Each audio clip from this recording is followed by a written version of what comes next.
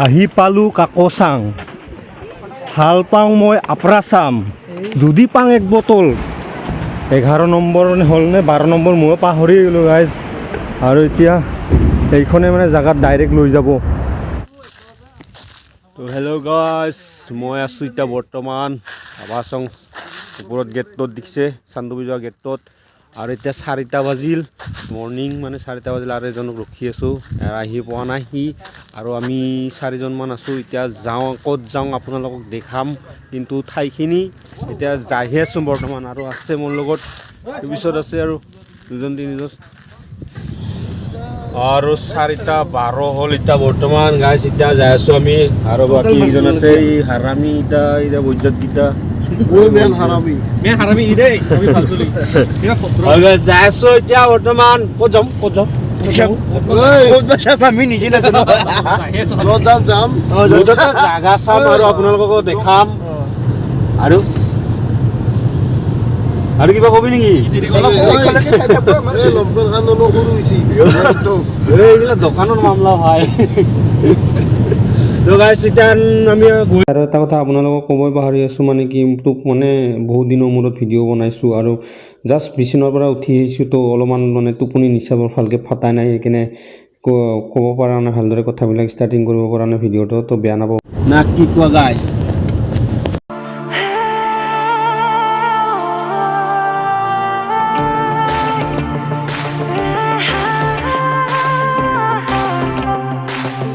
বৰ্তমান সোনাপুৰ পালো আৰু কুঁৱলীৰ মাজে মাজে আৰু খান কি আছিল জেনৰ নে এক্সেণ্ডৰ পিছে আমি গৈ আছোঁ। আৰু সিহঁতেও ঢুকি পোৱা নাই, কিন্তু আমি তাহাঁতৰ পিছে যোৱাৰ কাৰণে আমিও এনেকৈ স্পীড লিমিটটো আমি যাই আছোঁ। আৰু এনেকৈ গাইজ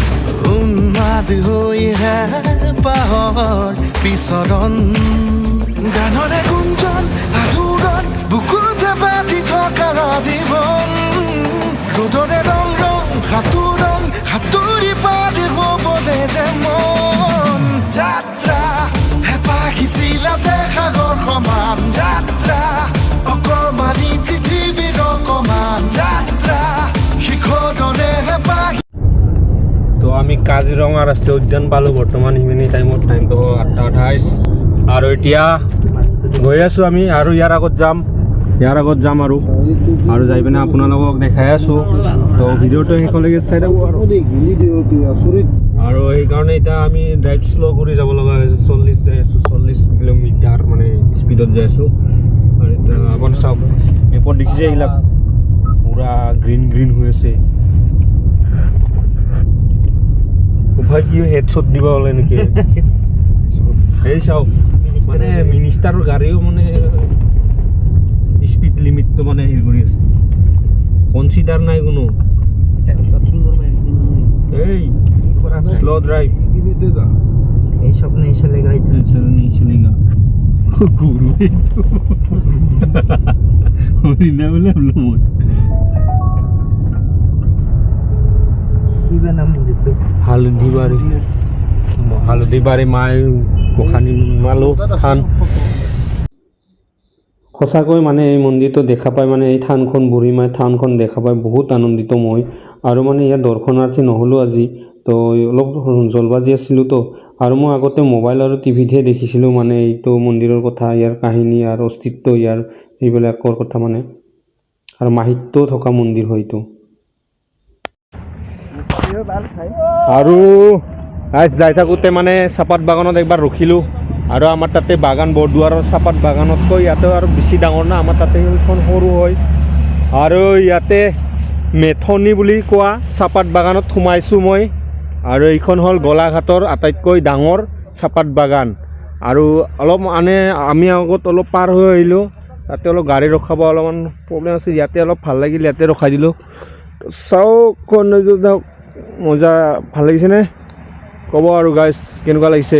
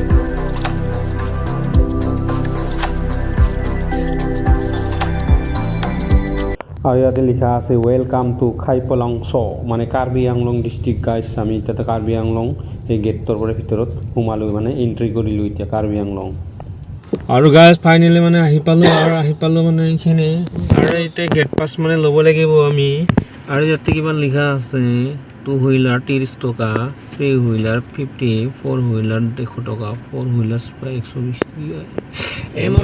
এম এল আছে আৰু চাইজ গিলাং চব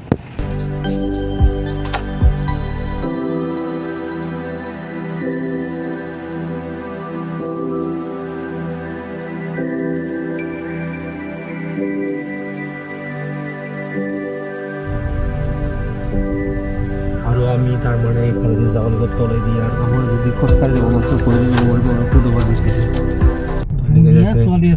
আৰু এইফালে সি যদি পাৰিছে আমি কিয় নোৱাৰিম আৰু ইয়াতে চেলফি পইণ্টেড ছোৱালী তেনেকৈ নাচাবা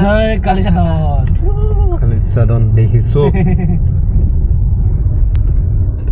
কি চাদনতে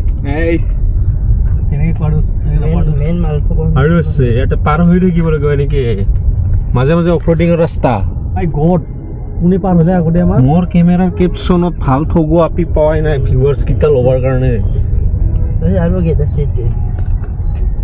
ये कैसा गेट है यार नहीं मतलब क्या होगा यार আৰু গাইছ মানে তাতে আমি গাড়ীখন থৈ আহিলোঁ এতিয়া ট্ৰেকিং কৰি আছোঁ আমি গোটেইকেইজনে 5 জন আৰু ইও আহিছে ইয়াৰে হয় বোকাখাটৰে হয় তো কি নামটো আছিল তোমাৰ ইলেছ তো ইয়াকো লগ পালোঁ ইয়াতে এনেকৈ আমি আহিলোঁ আৰু আমি য'ত যাম নাই মানে আলহী ঘৰ থাকিবই মানে ফ্ৰীত ভাতটো খালে আমাৰ অলপ খৰচা কমি যায় কিন্তু আজি আমি নাখালোঁ মানে আজি সময়টো নিমিলে না আৰু পানী মোৰ যাম বুলি ভাবিছোঁ সেইকাৰণে নকৰিলোঁ আৰু খানাটো গাইছ আৰু এতিয়া খোজকাঢ়ি যাইছোঁ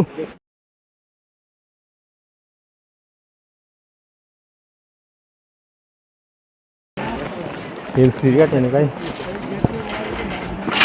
আমি কমেও এনেকুৱা ব্ৰিজ চাৰিখন পাৰ হ'লোঁ 2খন গাড়ীৰে পাৰ হ'লোঁ আৰু যাৰ খোজকাঢ়ি ট্ৰেকিং কৰি যাই থাকিব লাগিব এনেকৈ চাই গৈ থাকিব লাগিব গাইজ আৰু জেগাটো কিমান আপোনালোকে শেষলৈকে চাই কওক ভিডিঅ'টো আৰু কমেণ্ট কৰি জনাব কেনেকুৱা লাগিছে আহি পালোঁ কাকচাং ভাল পাওঁ মই আপ্ৰাচাম যদি পাং এক বটল বাগৰি খাম না কি কয় গাইছ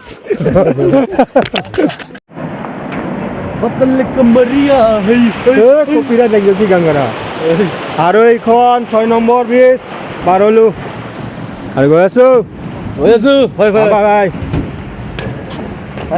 ভালকে আৰু এইখন 8 নম্বৰ ব্ৰিজ আমি মানে এইখন আপোনালোকক নেদেখালোৱে পাহৰি গ'লোঁ ময়ো দেখাবৰ কাৰণে আৰু ৰিজাৰ্ভ কৰি দি আছোঁ এনেকৈ যাই থাকিব লাগিব ন প্ৰাকৃতিক সৌন্দৰ্য বা ভৰপূৰ হৈ থকা জাগা ঠাইডোখৰ চাব লাগিলে অলপমান কষ্ট কৰিবই লাগিব সেইকাৰণে গৈ আছোঁ আৰু পানীবোৰ চব কিমান ক্লিন হয়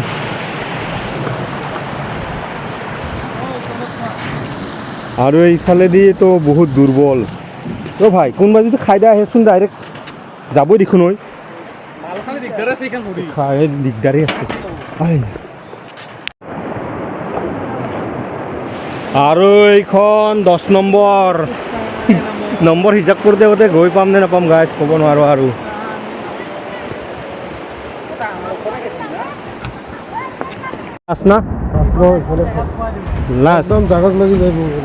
আৰু এইখন হ'ল ডাইৰেক্ট 11 নম্বৰ হ'ল নে 12 নম্বৰ ময়ো পাহৰি গ'লোঁ গাইজ আৰু এতিয়া এইখনে মানে জেগাত ডাইৰেক্ট লৈ যাব আৰু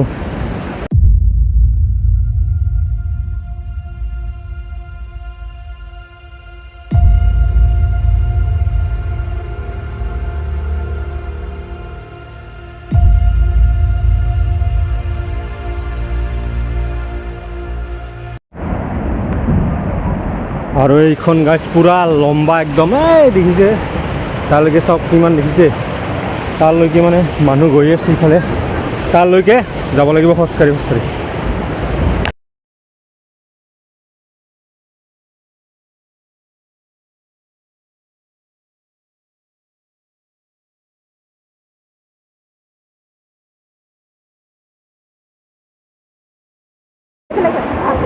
গানা এটা কমজোরি হয় নিচে জায়গা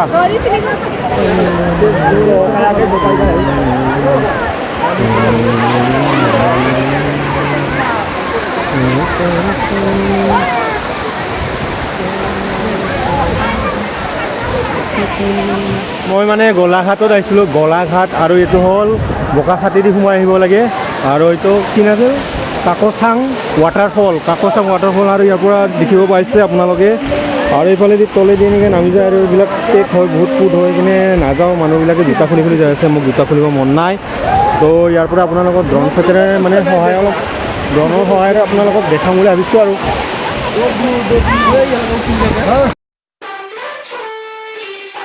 Missing little moments, it was easy just feeling alive.